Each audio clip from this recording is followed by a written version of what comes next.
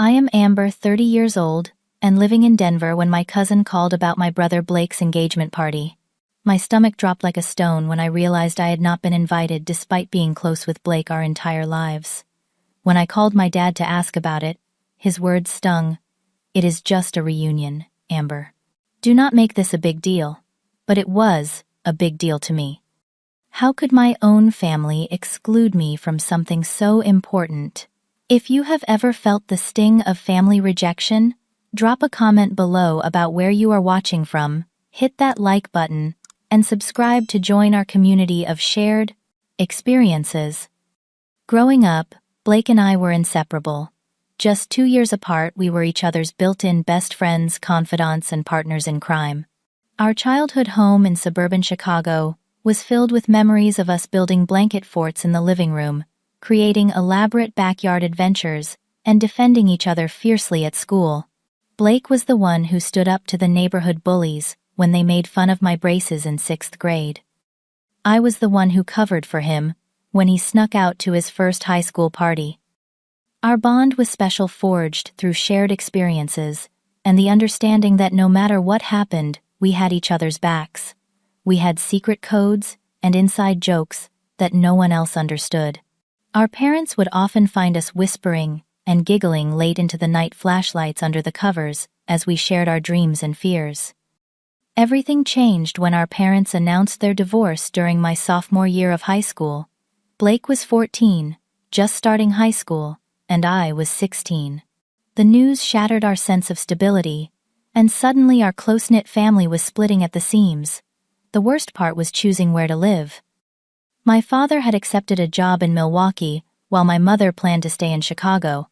The decision was agonizing for both of us. After weeks of tears and late-night talks, Blake chose to live with Dad, saying he needed a fresh start. I opted to stay with Mom, unable to imagine leaving my friends and school. It was the first significant divergence in our otherwise parallel lives. The geographic distance between Milwaukee and Chicago was only 90 miles, but it felt like an ocean. We promised to call every day and visit on weekends. For the first few months, we kept that promise, talking for hours and counting down the days until our next visit. But gradually, as we both adjusted to our new normal, the calls became less frequent, the visits more sporadic. Despite this, we remained close through college. I attended Northwestern while Blake went to University of Wisconsin-Madison. We made time for each other during breaks, planning road trips and keeping our traditions alive. When Blake moved to Denver after graduation for a job in architectural design, I followed a year later, landing a position at a marketing firm. It felt like we were rebuilding our connection, creating new memories in a city that was becoming home to both of us. 3 years ago, Blake met Natalie at a charity gala. She was striking and sophisticated, working as an event planner for high-end clients. Blake was immediately smitten. In the beginning, I was happy for him. He deserved someone special, and the way his eyes lit up when he talked about her was heartwarming.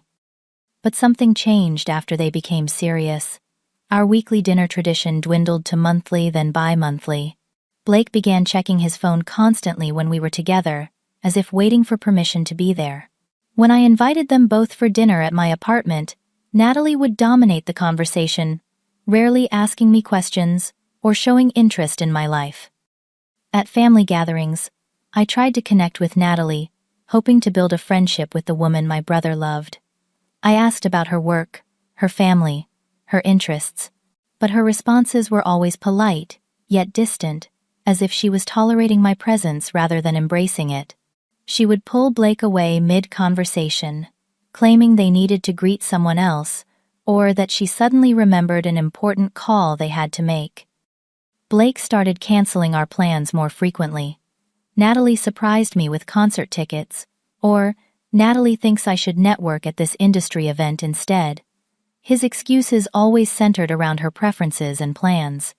I tried not to take it personally, reminding myself that relationships require adjustment periods.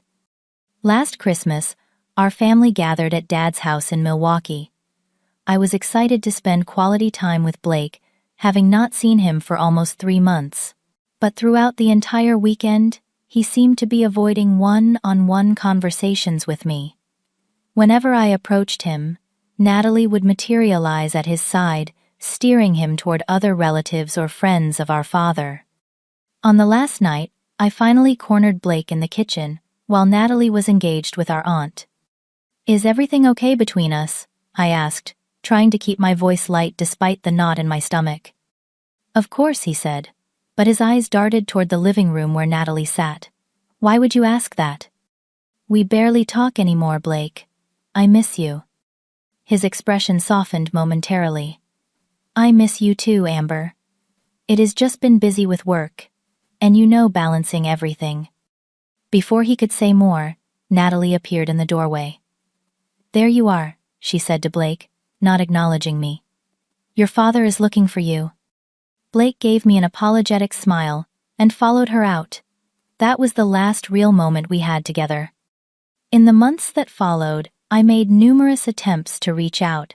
I sent texts with inside jokes, emails with articles I knew would interest him, invitations to events we would have enjoyed together in the past. His responses grew increasingly brief and impersonal. When I suggested meeting for coffee, he would agree, but cancel at the last minute. I began to wonder if I had done something wrong, replaying our interactions for clues. Had I offended Natalie somehow? Was Blake going through something he did not want to share with me? The closeness we had once taken for granted was slipping away, and I felt powerless to stop it.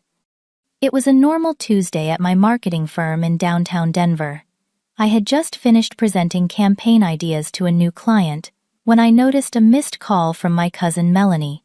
We were not particularly close, so I was curious why she would call during work hours.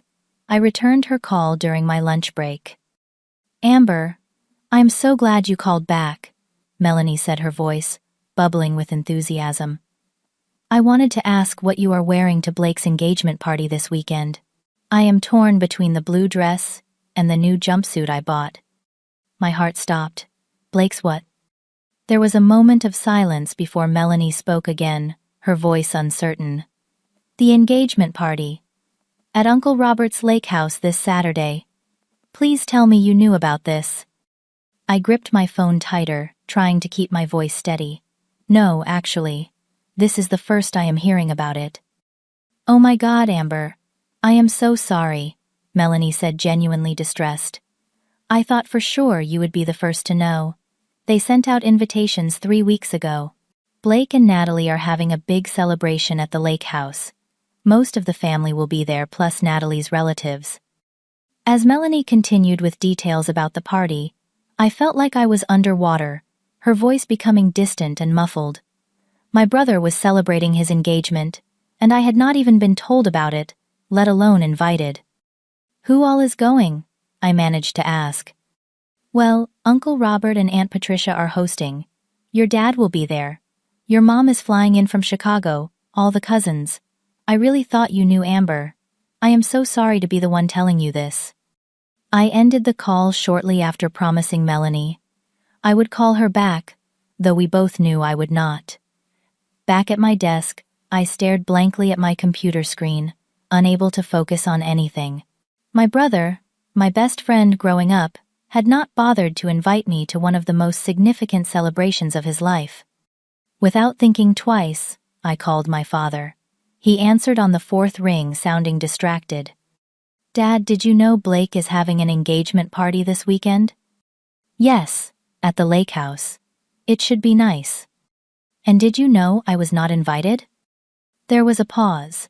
"I assumed you were busy or could not make it." "No, Dad. I was never invited. I just found out from Melanie." He sighed, and I could picture him removing his glasses to rub the bridge of his nose, a gesture he always made when annoyed. "It is just a reunion, Amber. Do not make this a big deal. I am sure it was an oversight." An oversight. My own brother forgot to invite me to his engagement party. You know how these things go. Natalie's family is handling most of the planning. Names get lost, invitations get lost in the mail. Why not just call Blake and sort it out? His dismissive tone hurt almost as much as the exclusion itself. I thanked him curtly and ended the call, immediately dialing Blake's number. It went straight to voicemail. I left a message trying to sound casual, asking him to call me back when he had a chance. Next, I sent a text. "Hey, just heard about your engagement party this weekend from Melanie. Congrats on the official announcement.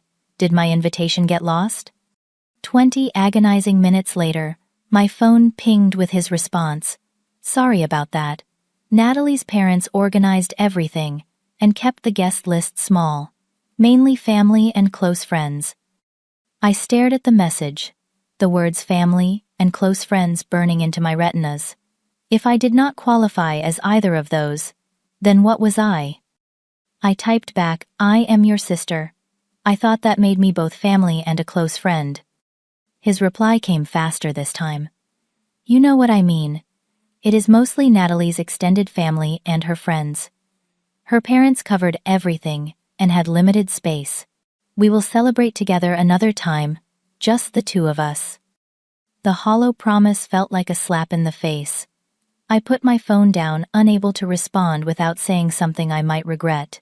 My afternoon meetings passed in a blur, my mind replaying the conversation with my father and the text exchange with Blake. That evening, I called my best friend Rachel, needing someone to talk me off the emotional ledge I was teetering on. They did what Rachel exclaimed after I explained the situation. "That is beyond messed up, Amber. You need to confront them." "And say what? Why do you not want me at your party?" I would sound pathetic. "No, you would sound like someone standing up for herself. This is not just some random gathering. It is his engagement party, and you are his sister. There is no world where it is okay to exclude you." I paced around my apartment, phone pressed to my ear. "I think Natalie is behind this. She has never liked me." All the more reason to call them out. Blake needs to know what she is doing. But what if it was his decision too? What if he really does not want me there? Rachel sighed. "Then you deserve to know that. Either way, hiding how you feel is not going to solve anything." I considered her advice seriously. Part of me wanted to drive to Blake's apartment that very moment and demand answers. But another part, the part that had watched our relationship deteriorate over the past 3 years, was afraid of what those answers might be. "I cannot do it, Rach. I cannot cause drama right before his engagement party. Whatever is happening between us this weekend is supposed to be a happy time for him. So what are you going to do instead? Sit at home feeling sorry for yourself?" Her question sparked something in me. I am going to go skiing." "Skiing?" "Yes. I have been wanting to go to Breckenridge all season. This is the perfect weekend for it. I will be having too much fun to worry about some stupid party I was not invited to." Rachel was quiet for a moment. "That is actually not a bad idea. Living well is the best revenge and all that. Want company?" "Actually, yeah. That would be great." By the time we hung up, my plan was taking shape. I would not confront Blake or make a scene.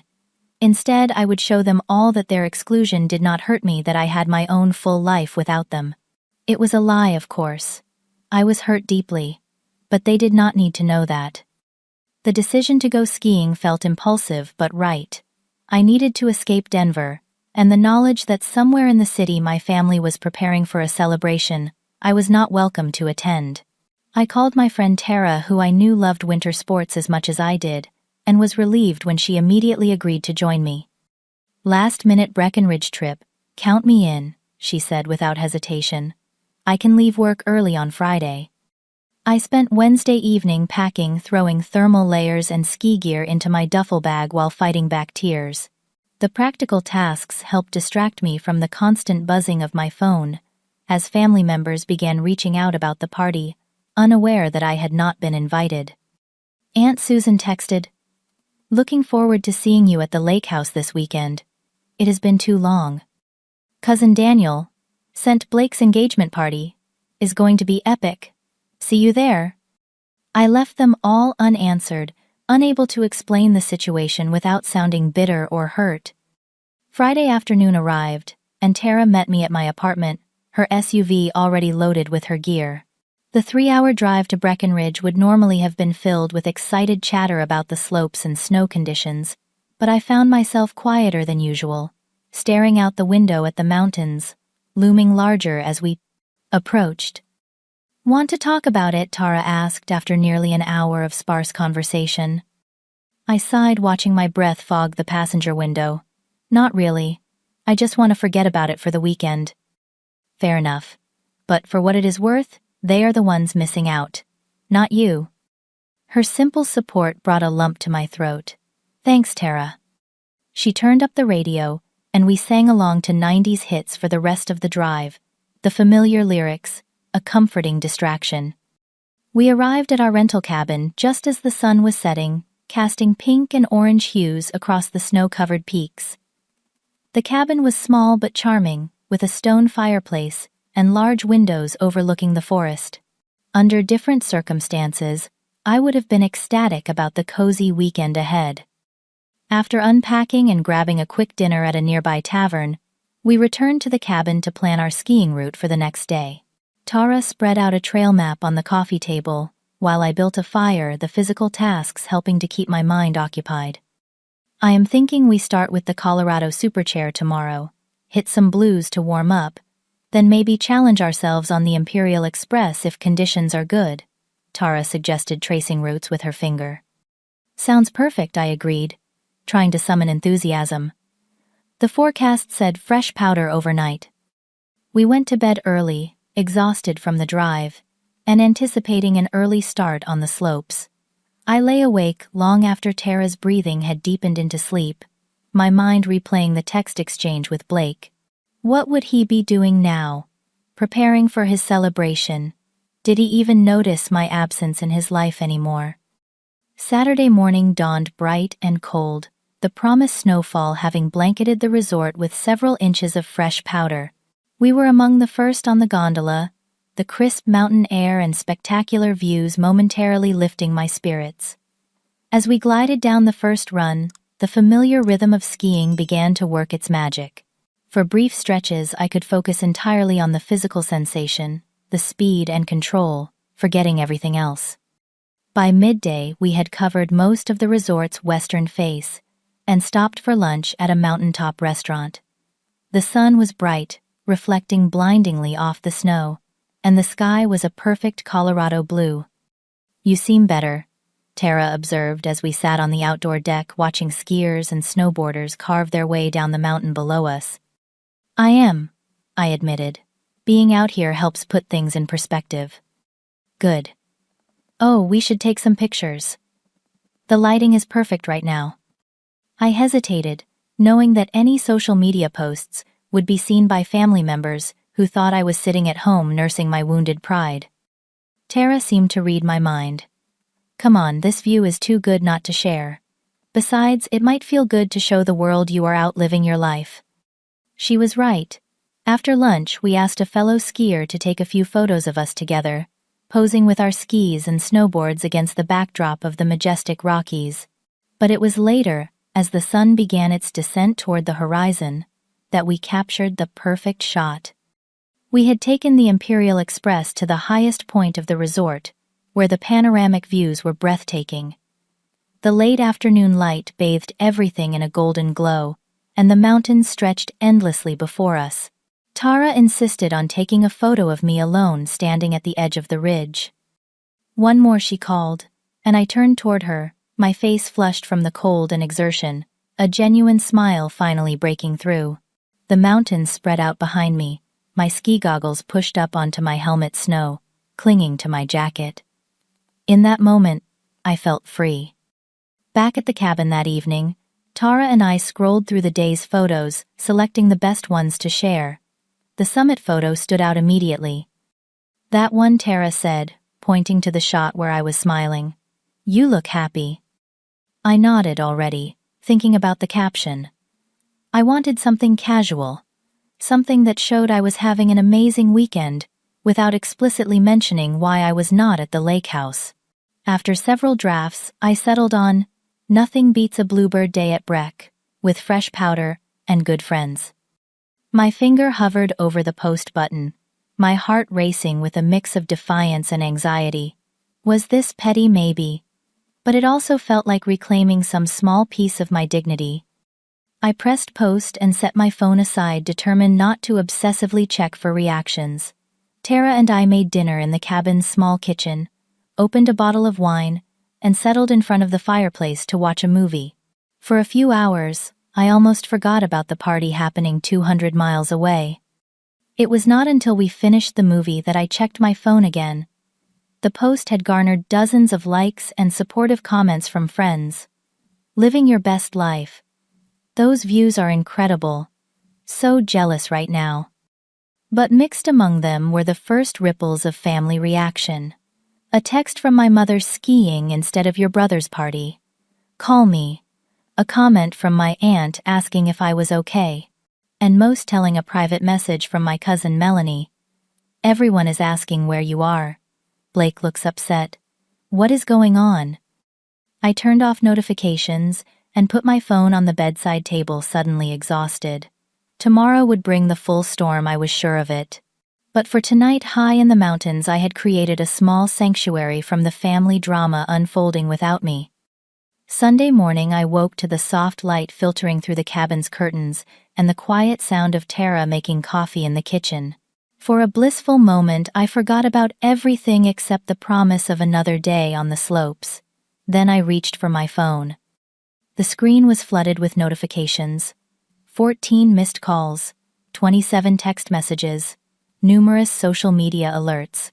My peaceful bubble had officially burst. I scrolled through the messages, my stomach knotting tighter with each one. My mother had progressed from confused to worried. Amber, why are you skiing? Did you forget about the party? Please call me back. I am concerned. Your brother is asking about you. What should I tell him? My father's voicemails started calmly but escalated to anger. Amber, call me when you get this. We need to talk. This childish behavior is exactly why you create problems in the family. You are deliberately causing drama on your brother's special day. Grow up. The most hurtful message came from Blake himself. Real mature, Amber. You could not just let me have one day without making it about you. Natalie was right about you, all along. I sat on the edge of the bed, phone, clutched in my trembling hand, as Tara entered with 2 mugs of coffee. That bad? She asked, seeing my expression. Worse, I managed, showing her Blake's text. She sat beside me, scanning through the messages. Holy shit. They are acting like you committed a crime by going skiing instead of crashing a party you were explicitly not invited to. Look at this, I said, opening the family group chat. Screenshots from the party showed smiling relatives gathered around Blake and Natalie, champagne flutes raised in celebration. My aunt had posted, almost perfect day, missing only one special person, which had prompted a flurry of questions about my absence. Natalie's mother had apparently told several people that I had declined the invitation because I could not be bothered to attend.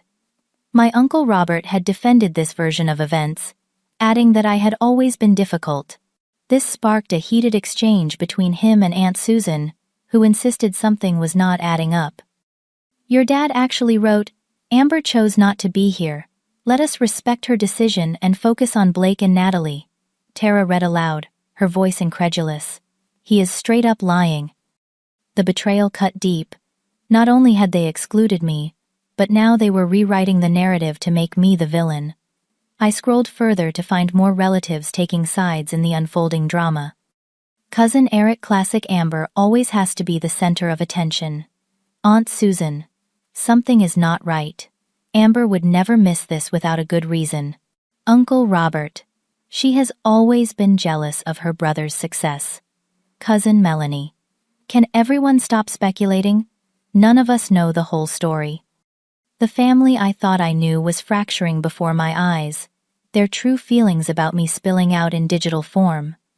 I had become a convenient scapegoat, the disruptive element in an otherwise perfect family portrait. I put the phone down and pressed the heels of my hands against my eyes, trying to stem the tears that threatened to overflow. Tara wrapped an arm around my shoulders. This is so messed up, she said softly. They are gaslighting you. I cannot believe Blake would let them do this. I whispered. He knows the truth. Natalie has him wrapped around her finger. Look at what he wrote you. Natalie was right about you all along. What does that even mean? I shook my head, unable to answer. What had Natalie been saying about me behind my back? What image of me had she created in Blake's mind that made him so willing to cut me out? I need to respond, I said, reaching for my phone again. Tara gently took it from my hands. Not right now. You are upset, and anything you say will just feed into their narrative that you are being dramatic. Let us go skiing, clear your head, and deal with this when we get back to Denver. I knew she was right, but the thought of strapping on my boots and pretending to enjoy the day felt impossible. Still, the alternative was sitting in the cabin, obsessing over every message, which would only make things worse. We hit the slopes later than planned, the bright sunshine and perfect snow conditions, a stark contrast to my dark mood. I went through the motions, mechanically unable to find yesterday's joy in the activity. Around noon, Tara suggested we call it a day. Your heart is not in it, she said, and that is okay. Why do not we head back to Denver early?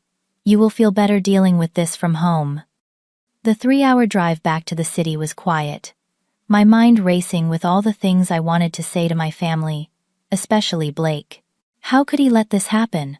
How could he believe whatever lies Natalie had told him about me? The brother I knew would have defended me, included me, chosen me. But maybe that brother was gone, replaced by someone I no longer recognized. We reached my apartment by late afternoon. Tara helped me unload my gear and offered to stay, but I needed to be alone. After she left, I sat on my couch staring at the phone I had been avoiding for hours. It was time to face the fallout. I started with a text to my mother. I was not invited to the party. Blake and Dad knew this. Please call me when you can talk privately. Next, I crafted a simple post on social media. To clarify for concerned family members, I was not at Blake's engagement party because I was not invited. I chose to spend the weekend enjoying Colorado's mountains rather than sitting at home feeling excluded. I wish Blake and Natalie all the happiness in the world. The responses were immediate. My phone began ringing almost instantly, my mother's name flashing on the screen. I took a deep breath and answered. What do you mean you were not invited? She demanded without preamble. Your father told me you knew about it but said you could not make it. He lied, Mom. I found out about the party from Melanie on Tuesday. When I called Dad, he dismissed it as just a reunion and told me not to make a big deal about it. That cannot be right, she said, but I could hear the uncertainty in her voice. Why would Blake not invite his own sister? Ask Natalie, I said bitterly. Apparently she has been telling everyone what a terrible person I am. The conversation with my mother lasted nearly an hour, as I filled her in on the gradual distancing, the cancelled plans, the cold treatment from Natalie. She was shocked and apologetic, promising to speak with Blake directly. I had no idea things were this bad, she said. I noticed you two were not as close lately, but I assumed it was just adult lives getting busy. After we hung up, I felt marginally better. At least someone in my family believed me. But the hardest conversation was still to come. Monday morning arrived with a heaviness I could not shake. Despite taking a personal day from work, I found myself up early rehearsing conversations in my head and checking my phone obsessively. Blake had not responded to my social media clarification, nor had my father. The family group chat had gone suspiciously quiet. By afternoon, I could no longer stand the silence. This had to be addressed face to face. I texted Blake. We need to talk. I am coming over after work. His response came quickly. Fine. I will be home around 6. The drive to Blake's apartment across town felt both too long and too short. My mind raced with all the things I wanted to say, the hurt and confusion I needed to express. Would he listen? Would he care? The Blake I grew up with would, but I was no longer sure that version of my brother still existed. I parked outside his building at 6:15, giving him time to get home and settle in. The walk to his third-floor apartment was familiar, I had been there countless times for dinners and game nights before Natalie entered the picture. Now it felt like approaching a stranger's door. I knocked, my heart pounding. Blake opened the door, his expression guarded. Behind him, I caught sight of Natalie sitting on the couch, her posture rigid and unwelcoming. I had not expected her to be there, and her presence immediately altered the conversation I had planned. "Come in," Blake said flatly, stepping aside. I entered the living room, the familiar space, now feeling hostile. Family photos that once included me had been replaced with pictures of Blake and Natalie, their smiling faces, documenting trips and events I knew nothing about. "Hi, Natalie," I said, attempting civility, despite the tension crackling in the air. "I did not realize you would be here." "This concerns me too," she replied coolly. "After your little social media stunt yesterday, I think I deserve to be part of the conversation." Blake gestured for me to sit in the armchair across from the couch where they sat together, a united front. I remained standing. "My social media stunt," I repeated, struggling to keep my voice level. "You mean correcting the lie that I declined an invitation I never received?" Blake's jaw tightened. "You could have called me directly instead of broadcasting it to everyone we know." "I did call you. I texted you. You dismissed me, and then let everyone believe I was ditching your party out of spite." "You were clearly trying to get attention with that skiing post," Natalie interjected. "You knew exactly what you were doing." I turned to her, no longer able to maintain the pretense of politeness. What I was doing was enjoying my weekend, instead of sitting at home crying over being excluded from my only brother's engagement celebration. "What were you doing, Natalie? Besides turning my family against me?" Blake stood up, his face flushed with anger. "Do not talk to her like that. This is exactly why we did not invite you. You always have to create drama." His words hit me like a physical blow. "So you admit it? It was a deliberate choice to exclude me?" He hesitated, glancing at Natalie before responding. "Yes, it was a deliberate choice. Natalie's parents were organizing everything, and they wanted to keep it intimate." "And your sister does not qualify as intimate." Blake ran a hand through his hair, a gesture so familiar, it made my heart ache for the brother I used to know. "Natalie felt you would make the day about yourself. She wanted it to be perfect. And I would ruin it somehow. Based on what?" Natalie stood now too, her arms crossed defensively.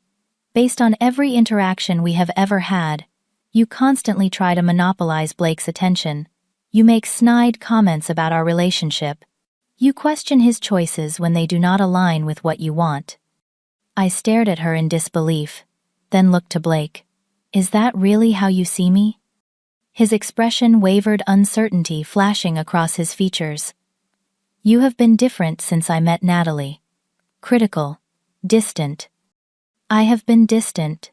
I could not contain the incredulous laugh that escaped me. "Blake, you canceled every plan we made for months. You stopped returning my calls.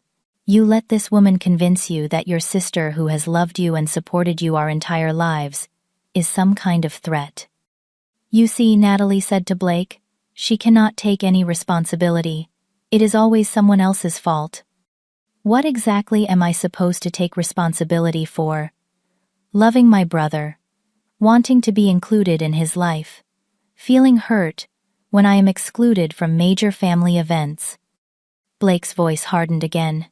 "You have never given Natalie a chance. From day one you judged her, made her feel unwelcome." "That is not true," I protested, tears stinging my eyes. "I tried so hard with her.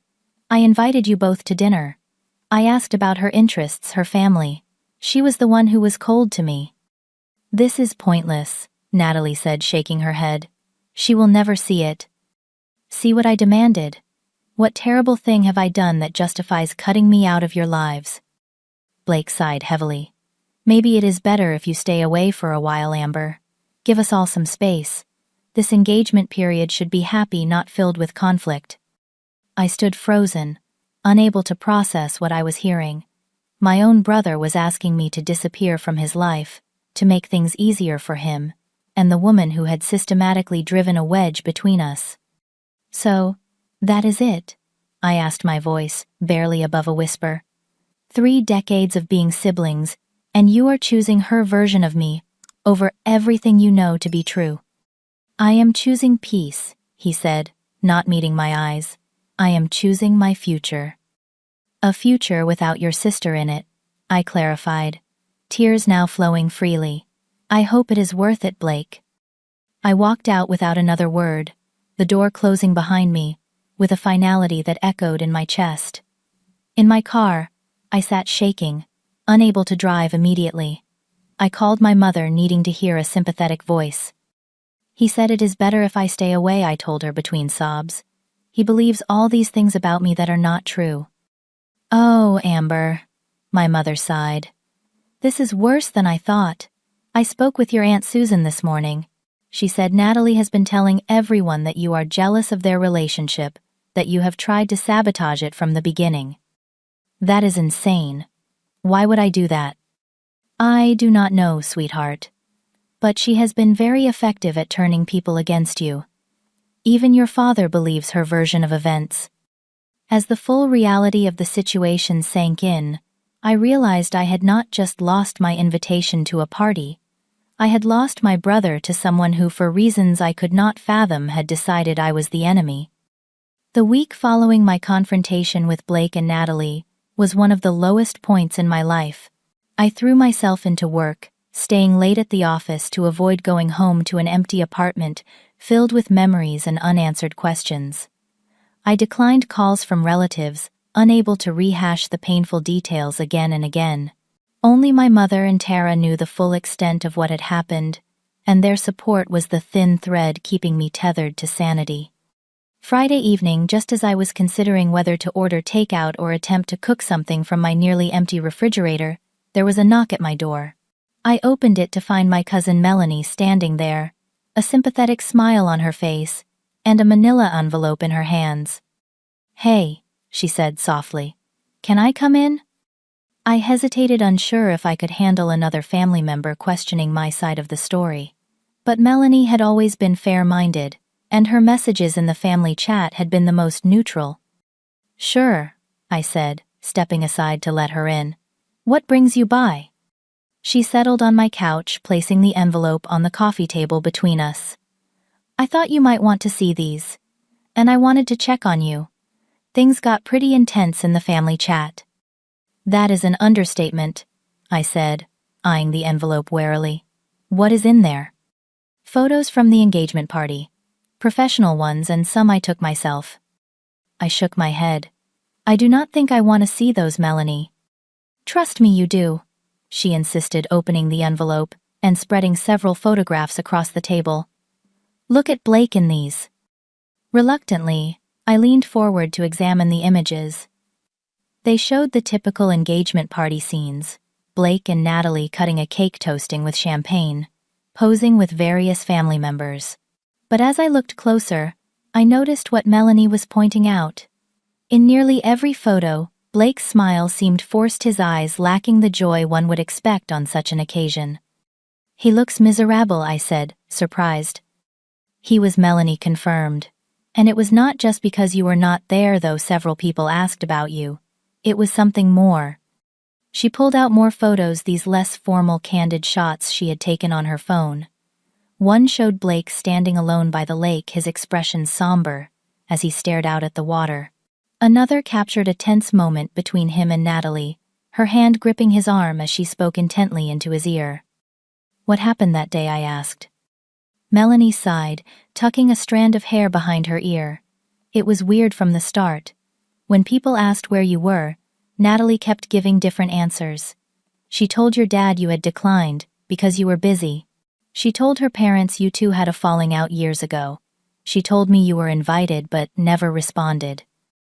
"None of that is true," I said, anger flaring again. "I know that now," Melanie assured me. "But at the time, it created this strange atmosphere where everyone was confused and starting to take sides. Your Aunt Susan kept pressing for the truth, which made Natalie really defensive." She showed me more photos, pointing out details I would have missed. "See how Blake is always looking over his shoulder in these? Like he is checking to see if Natalie is watching him. And in this one, He literally flinched when she approached him during his conversation with your mom. As Melanie continued, a disturbing pattern emerged. Natalie had been systematically isolating Blake, not just from me, but from anyone who questioned her narrative. She had told different stories to different relatives, creating confusion and conflict that made Blake retreat further into their relationship. "It is not just you," Amber Melanie said gently. "Blake barely talks to his friends anymore. Remember Jake from college? He was supposed to be at the party, but was suddenly uninvited at the last minute. Natalie claimed he had made inappropriate comments about her, but multiple people told me that is not true." The revelation that Natalie's controlling behavior extended beyond me was both validating and deeply concerning. What had started as personal hurt was evolving into genuine worry for my brother's well-being. "What should I do?" I asked, looking at a particularly telling photo of Blake staring longingly at a family group while Natalie chatted with her friends. "I tried to talk to him, and he shut me out completely." "I do not know," Melanie admitted.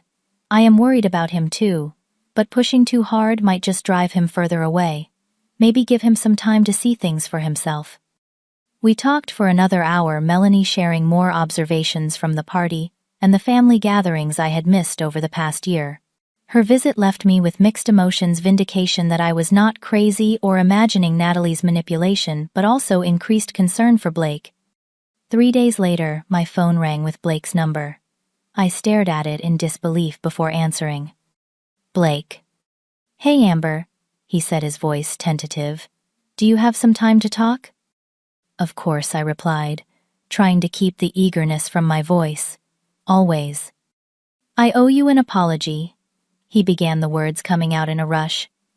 "A big one. I have not been seeing things clearly." I sat down, unprepared for this sudden shift. "What do you mean?"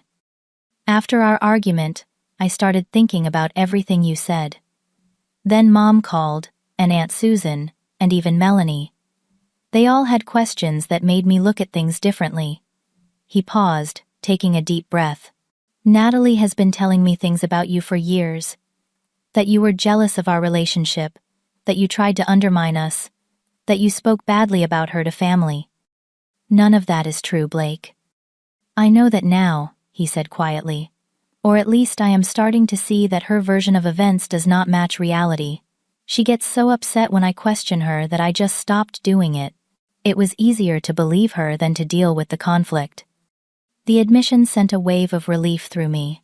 My brother was still in there, still capable of seeing the truth. "I miss you," I said simply. "I miss you too. So much. I do not like who I have become, Amber. I do not recognize myself sometimes." We arranged to meet for lunch the following day at a quiet restaurant halfway between our apartments. Blake insisted we meet alone, without telling Natalie. "She checks my phone," he confessed, the shame evident in his voice, "so I will delete this call from my history, just in case." That single detail spoke volumes about the state of his relationship. Our lunch reunion was emotional and cathartic. Sitting across from each other in a corner booth, it felt like reconnecting with a part of myself I had lost. Blake looked thinner than I remembered, with dark circles under his eyes that spoke of sleepless nights. "I cannot believe I let things get this bad," he said, staring into his untouched coffee. "I kept telling myself it was normal, that relationships change people, that Natalie just needed reassurance." "When did it start?" I asked gently. "Gradually. First it was little comments about how much time I spent with you or my friends. Then it became accusations that I was prioritizing everyone else over her. When I defended you, she would get upset, say I was choosing you over her. Eventually, it was easier to just cancel plans with you than deal with the aftermath." As he spoke, I began to understand the slow, insidious way Natalie had isolated him. Not through dramatic ultimatums, but through persistent emotional pressure that wore down his resistance over time. "The engagement party was the breaking point," he continued. "I wanted you there. I asked repeatedly why you were not on the guest list. Natalie said you had told her you did not want to come, that you thought the engagement was a mistake." I never said that, I assured him. I never even spoke to her about it because I did not know until Melanie called me. I believe you, he said, meeting my eyes for the first time. After seeing your post, I confronted her. The story kept changing. First, she said it was her parents' decision. Then she said the invitation must have gotten lost. Then she admitted she thought you would cause problems. He ran his hands through his hair, a gesture so familiar it made my heart ache. I am having serious doubts about the engagement, Amber. About everything. I reached across the table and took his hand. Whatever you decide, I am here for you. No judgment, no pressure. I just want you to be happy, and treated with the respect you deserve. I need time to figure things out, he said, squeezing my hand. But I do not want to lose you again. You are my sister, my best friend. I forgot that for a while, but I remember now. We parted with a long hug, promising to stay in touch regardless of what happened with Natalie. Blake asked me not to tell anyone about our meeting, not even our parents, until he had sorted through his feelings and made some decisions. I agreed, though. It was difficult to keep such a positive development to myself. As I watched him walk to his car, I felt a mixture of hope and caution. The road ahead would not be easy for him, but at least now he was beginning to see the truth. And whatever happened, we had taken the first step toward rebuilding our bond. 3 months passed like a slow exhale each day, bringing small signs of healing and renewal. Blake had broken off his engagement with Natalie, a decision that sent shockwaves through the family, but ultimately proved to be the right choice for him. The process was messy and painful, with Natalie alternating between tearful pleas and vicious accusations, but Blake remained firm in his decision. I was helping him move into his new apartment, a sun-filled one-bedroom in a neighborhood closer to mine. We had spent the morning carrying boxes and assembling furniture, falling easily back into the rhythm of sibling teamwork that had defined our childhood. I think that is the last box, Blake said, collapsing onto his newly assembled couch. Thanks for helping. I could not have done this alone. That is what sisters are for, I replied, joining him on the couch. Besides, I have a vested interest in making sure your new place is nice, since I plan to visit often. He smiled, a genuine expression that had become more frequent in recent weeks. I am counting on it. Maybe we can restart our weekly dinner tradition. Absolutely. My cooking skills have improved since the last time you risked eating my food. We laughed, the sound filling the apartment with warmth. These moments of ordinary sibling banter had once been so common I took them for granted. Now, after nearly losing our connection entirely, each one felt precious. The road to reconciliation had not been straightforward. After our lunch meeting, Blake had spent several weeks in intense reflection, eventually seeking help from a therapist to process the manipulation he had experienced. He moved out of the apartment he shared with Natalie and stayed with our father temporarily while sorting out his next steps. Our father, initially angry and disbelieving, had gradually come to understand the situation as Blake opened up about his relationship. The conversation where Blake finally confronted Dad about his role in excluding me from the engagement party had been difficult, but necessary. He apologized, Blake told me later.